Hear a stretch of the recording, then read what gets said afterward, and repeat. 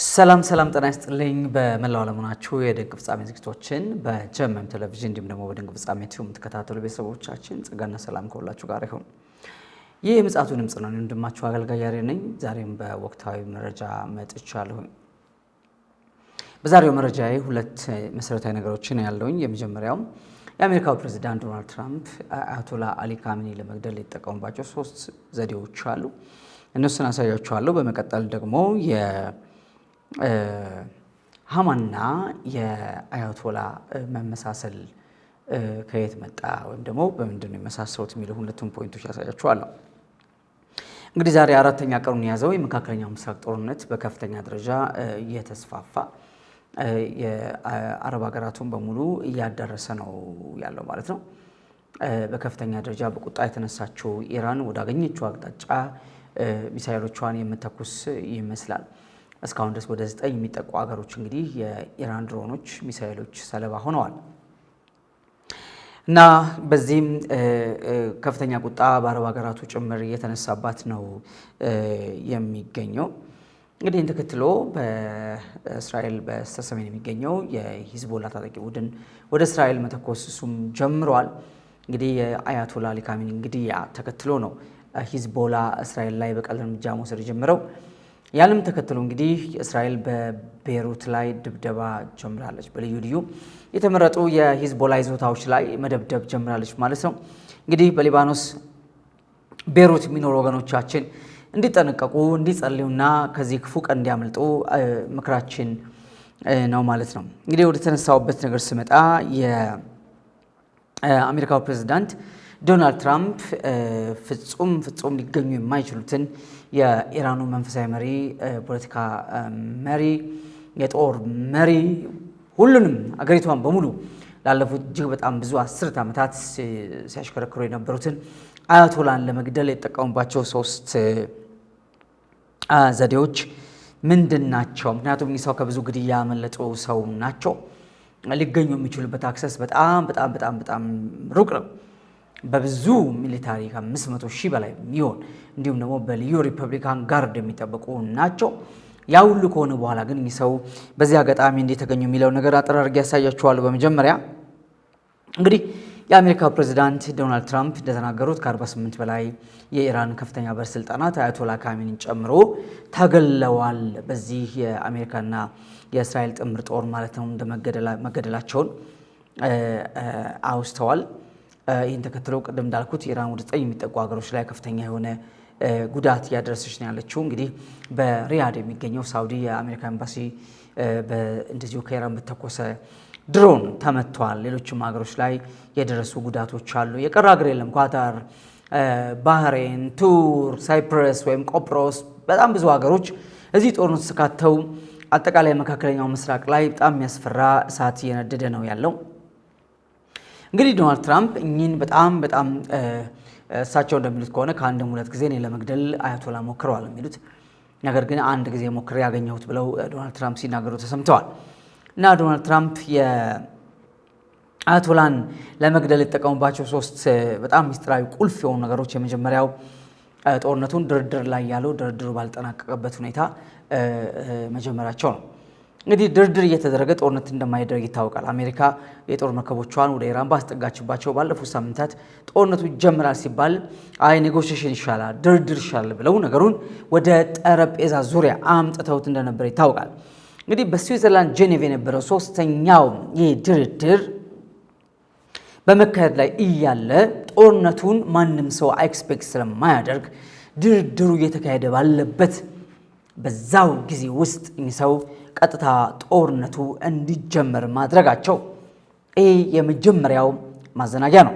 እንግዲህ በአሜሪካና በኢራን መካከል ያለውን ሰጣ ገባ ለማርገብ የተለያዩ ሀገራት በመሃል ጣልቃ እየገቡ ለማደራደር እየሞከሩ እንዳሉ ይታወቃልና እነዚህ ሀገራት በሙሉ ባልተዘጋጁበት ባልተጠነቀቁበት ሁኔታ ነው ጦርነቱ ድንገት የተጀመረው ማለት ነው። ይሄ ድንገታዊ ጦርነት ሲሆን እንግዲህ ለዝግጅት አይመችም፣ ለማምለጥ አይመችም። ለምን? ድርድር ካለቀ በኋላ አለመስማማት ከተረጋገጠ በኋላ ነው ወደ ጦርነት የሚገባው። ከዚህ በፊት ያሉት ኤክስፒሪየንሶች፣ ልምዶች የሚያሳዩት ይሄንን ነው። ነገር ግን ዶናልድ ትራምፕ በቀጥታ ድርድር ላይ ባሉበት ወቅት ነው ይህን ጦርነት የጀመሩትና አሊ ካሚኒ ማምለጥ አልቻሉም። ለምን? ጥርጣሬ ስላልገባቸው ማለት ነው። ሁለተኛው ዶናልድ ትራምፕ ጦርነቱን ጀመረ ጥቂት ሰዓታት ሲቀሩት ወጥተው የተናገሩት ነገር ነበር። አይ ድርድሩ ተስፋ ያለው አይመስልም በማለት ተናገሩ። ይሄ ማለት እንግዲህ ወደፊት ደግሞ በሌላ መንገድ እንቀጥለዋለን የሚል ይመስላል። ድርድሩ እየተካሄደ ያለ የሚመስለው ዶናልድ ትራምፕ ከመካከለኛው ምስራቅ ዋነኛ የሰላም መልእክተኛቸው ከስቲቭ ዊትኮፍ የቀጥታ መልእክት የደረሳቸው ይመስላል። ምክንያቱም ድርድሩን ኢራናውያን ምንም ወደ አሜሪካ ፍላጎት የመጠጋጋት ዝንባሌ አላሳዩም ነበረ።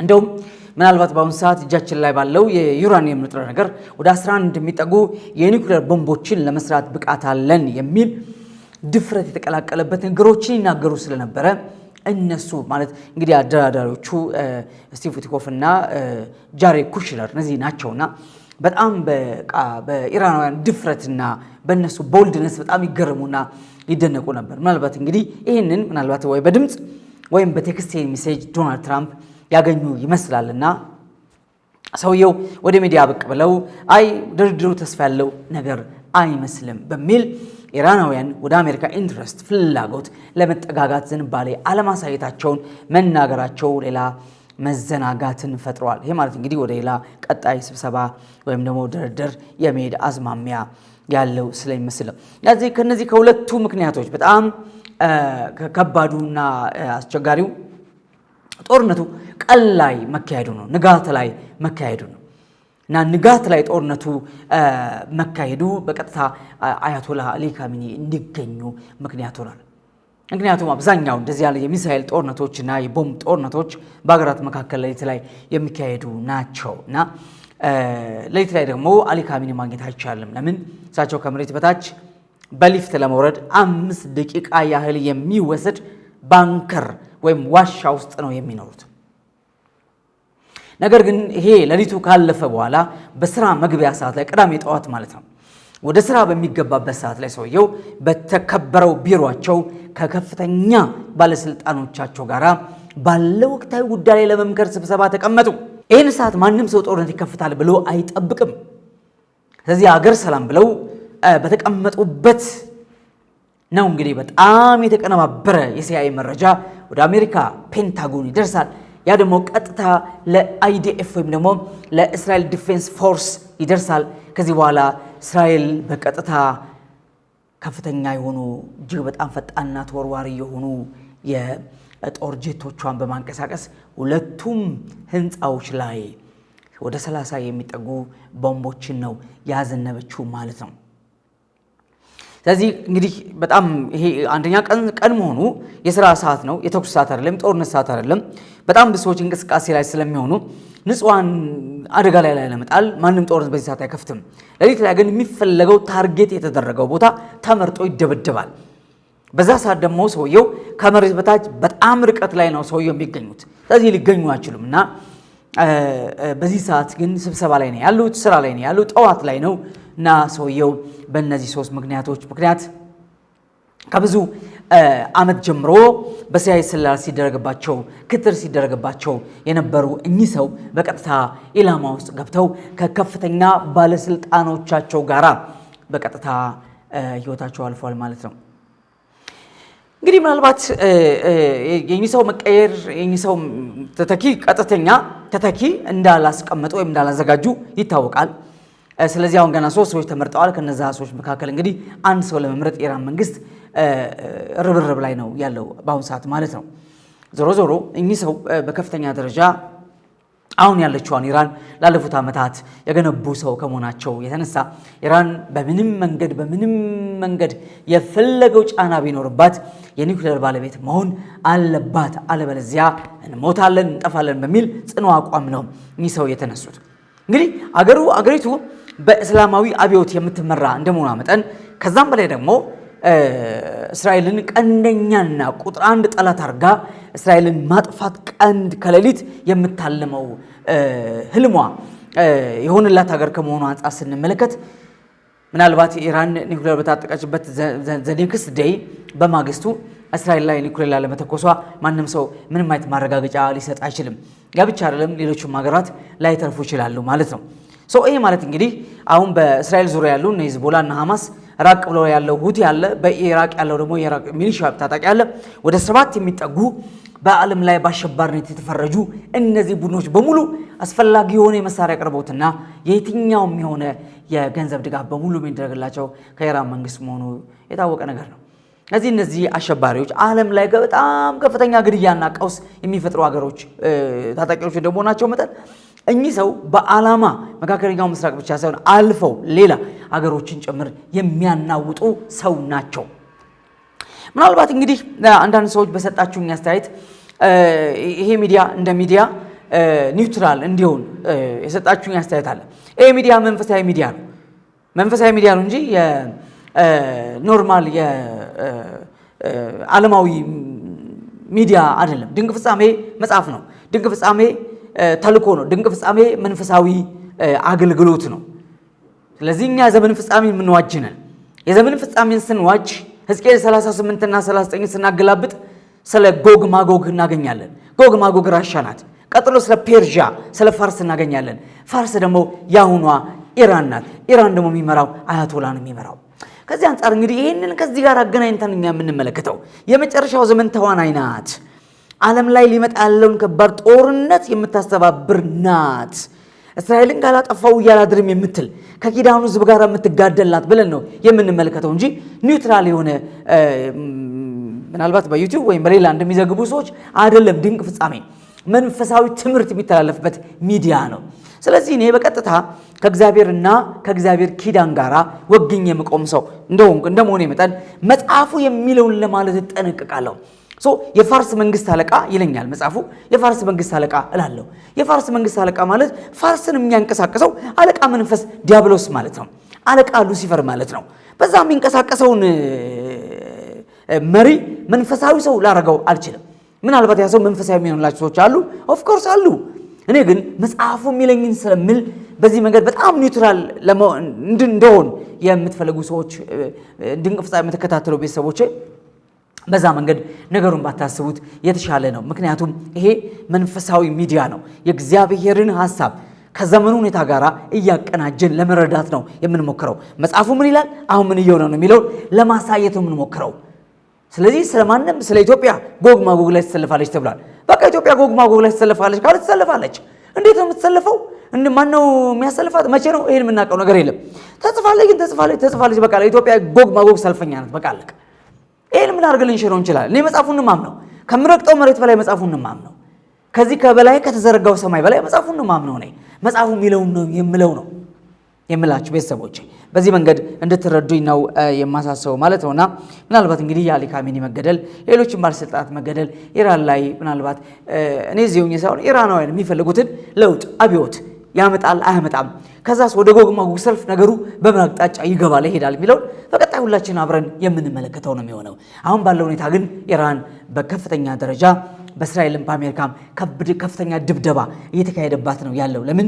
በፍጹም ከኒውክሌር ማብለያ ስራዋ ወይም ኒውክሌር ከማብለል ወይም የዩራኒየም ንጥረ ነገርን ከማምረትና የኒውክሌር ባለቤት ከመሆን በፍጹም ያግደኝ የለም ብላ በአቋም ስለጸናች፣ ይሄ ደግሞ ለኢራን አደጋ አምጥቷል፣ ለመላው ዓለም አደጋ ያመጣል በሚል የተነሱ ሀገሮች አሉ። ስለዚህ እነዚህ ሀገሮች ቀጥለዋል። እስራኤል ዛሬም ኢራን ስትደበድብ ነበረ። ኢራንን በተቃራኒው እስራኤል ላይ የጣለቻቸው ሚሳኤሎች አሉ። የተጎዱ ሰዎች አሉ። የሞቱ አሜሪካውያን አሉ። የሞቱ እስራኤላውያን አሉ። ጦርነት ካለ ሞት መኖሩ የትም የታወቀ ነገር ነው። ጦርነት ዓላማው ጠላት የሚለውን በሙሉ መጨረስ፣ መግደል። ምንም ጦርነትን ማጽደቅ አንችልም። እስራኤልም ተጀምረው አሜሪካም ተጀምረው ኢትዮጵያም ተጀምረው ማንም ይጀምረው ማን ጦርነትን ልናጸድቅ አንችልም። እያጸድቅን አይደለም። መጽሐፉ ከሚለው ጋር ግን እያስተያየ ነው የምንለው። መጽሐፉ ምን ይላል፣ ዘመኑ ምን ይላል፣ ምን እየሆነ ነው የሚለውን ለማየት ነው የምንሞክረው ማለት ነው። በዚህ መንገድ ነገሩን መረዳት ጥሩ ነው ብዬ አስባለሁ። ሌላው ሁለተኛ ርዕስ ያስኩት እንግዲህ በእስራኤል ፉሪም የሚባል በዓል አለ። ይሄ ፉሪም የሚባል በዓል እስራኤል በሃማ ከተቀነባበረባቸው ሙሉ በሙሉ በአርጤክስ በሚገዛቸው በመቶ ሀገሮች የተበተኑ አይሁዳውያን በሙሉ እንዲገደሉ ሃማ ያወጣ አዋጅ የተገለበጠበትና እግዚአብሔር ለእስራኤል ደስታን እልልታን ያደረገበት በዓል ነው የፉሪም በዓል ማለት ነው። ይሄ በዓል በፌብሩዋሪ አሁን ባለንበት በዚህ በፌብሩዋሪና በማርች ማለው የሚወድቀው ማለት ነው። በእነዚህ በሁለት ወራት መካከል የሚወድቅ ነው። ኢንድ ኦፍ ፌብሩዋሪ ቢጊኒንግ ኦፍ ማርች ላይ የሚውል ነው የፉሪም በዓል። ይህን የፉሪም በዓል ተከትሎ የኚህ ሰው የአያቶላ መገደልና በዚህ በፉሪም በዓል ላይ ደግሞ የሃማ እና 10 ወንድ ልጆቹ ተገለዋል። ስለዚህ የእስራኤል ጥፋት ይፈልጉ የነበሩ በፋርስ ይኖሩ የነበሩ በሙሉ ተገለዋል። ነገሩ የአያቶላ ካሚኒ ግድያ የተፈጸመበት ጊዜና ይሄ የሃማ ግድያ ሃማ እስራኤልን ለማጥፋት አውጆ ዓለም አቀፍ አዋጅ ካወጀ በኋላ ሃማ ራሱ ለመርዶክዮስ ባዘጋጀው ግንድ የተሰቀለበት ጊዜ ተመሳሳይ መሆኑ በዓለም ላይ ግርምት እየፈጠረ ነው ያለው። በተለይ በአይሁድ ራባዮች ወይ ምሁራን አካባቢ በጣም ነገሩ በከፍተኛ ደረጃ እየተሰላ ነው ያለው። ምናልባት የነገር እግዚአብሔር እጅ ሆኖ ወደሚል ሐሳብ እየመጡ ነው ያሉት። ምክንያቱም ያ ሰው ሃማ የተገደለበት ጊዜ ፉሪም በዓል የተከበረበት ጊዜና ፌብሩዋሪና ማርች ላይ ያሁን ደግሞ ቀጥታ አያቶላ የእስራኤል ቀንደኛ ጠላት እስራኤልን ካላጠፋው ውዬ አላድር የሚለው ሰው የተገደሉበት ጊዜ ተመሳሳይ መሆኑ ነገሩን አግራሞት ውስጥ ከቶታል። በሌላ ቋንቋ እግዚአብሔር ያኔ የእስራኤልን ጥፋት በሃማ ላይ እንደገለበጠውና መርዶክዮስን ጨምሮ እስራኤልን ከጥፋት እንዳዳነ ሁሉ አሁንም እስራኤልን ካላጠፋው ውዬ አላድርም፣ እስራኤል የምትባል ሀገር በምድር ላይ መኖር የለባትም ብለው የሚያምነውን ይህን ሰው በዚህ ወቅት ይሄ ጦርነት መከፈቱና መገደሉ ከዛ ጋር ተመሳሳይነት አለው የሚል አንድምታ እየተሰጠን ያለው ማለት ነው። እንግዲህ ወገኖቻችን ጦርነት ጥሩ ነው እያልን አይደለም፣ ጦርነት እያጸደቅን አይደለም፣ ጦርነትን መልካም ነው እያልን አይደለም፣ ጦርነት ሰይበሏቸው እያልንም አይደለም። ምክንያቱም ኢራን ይሞታሉ፣ አሜሪካን ይሞታሉ፣ እስራኤል ይሞታሉ፣ የማይሞት የለም። የትም ኢትዮጵያዊ እስራኤል ሀገር ያለ ኢትዮጵያዊ ይሞታል፣ እስራኤል ሀገር ኢራን ያለ ኢትዮጵያዊ ይሞታል። በዚህ እንኳን ካሰብነው የትም ሀገር ያለ ማንም ሰው ይሞታልና ምንለው ጦርነት ጥሩ ነው እያልን ሳይሆን ዘመንን ግን ለመዋጀት ለምን ጌታ ስለመጨረሻው ዘመን ሲጠየቅ የጦርን ወሬ ትሰሙ ዘንድ አላችሁ፣ ይህ ሊሆን ግድ ነው፣ ግን ጊዜው ገና ነው ብሏል። እንግዲህ ጊዜው ገና ነው ካለ 2000 ዓመት አልፎታል። አሁን ያለነው የመጨረሻው ሰልፍ ላይ ነው፣ ጎግ ማጎግ ሰልፍ ላይ። ወደ ምን ሄድበት የአረብ ሀገራቱ በሙሉ ተነቃንቀዋል፣ እሳት ወድቆባቸዋል፣ ድንበሮቻቸው በእሳት እየተበሉ ናቸው፣ ኤርፖርቶቻቸው፣ ኤምባሲዎቻቸው፣ ዜጎቻቸው የተገደሉባቸው ናቸው። ይሄ ነገር ወዴት ይወስዳል? የአረብ ሊግ ራሱ ተቆጥቷል፣ ሳውዲ ተቆጥታለች፣ ፈረንሳይ፣ እንግሊዝ፣ ጀርመን ተቆጥቷል። ስለዚህ ኢራን እንዳሻት ወደ ያቅጣጫው ሚሳኤል መወርወሯን እናወግዛለን። ዜጎቻችን ከመከላከል ጀምሮ እስከ ወደ ማጥቃት ልንገባ የምንችልበት ሁኔታ ስላለ ኢራን ትጠንቀቅ የሚል ማስጠንቀቂያ ሰጥተዋል። ይብቻለም ዶናልድ ትራምፕ ጦርነቱ ለ4 ሳምንታት ያህል ሊዘልቅ ይችላል። ምን ያህል ጉዳት ሊደርስ እንደሚችል ማሰብ ነው። አሁን ራሱ ከ500 ሰው በላይ በኢራን ተገሏል። ስለዚህ ከዚህም በኋላ ምን ሊፈጠር ይችላል የሚለውን መገመት አንችልም። ኢራናውያን አሁንም አቋማቸውን ኒኩሌር አናመርትም ወደሚል 4 ነጥብ እስካልመጡ ድረስ ጦርነቱ ምናልባት በጣም ብዙ ጉዳት ሊያስከትል ይችላልና የምንለው ጸልዩ ነው። በያለንበትን ጸልይ ነው። እግዚአብሔር ምሕረት እንዲያደርግ ንጹሃን እንዳይሞቱ፣ ንጹሃን በተለይ ሕፃናት እንዳይሞቱ በጣም ልንጸልይ ያስፈልገናል ብዬ አስባለሁ።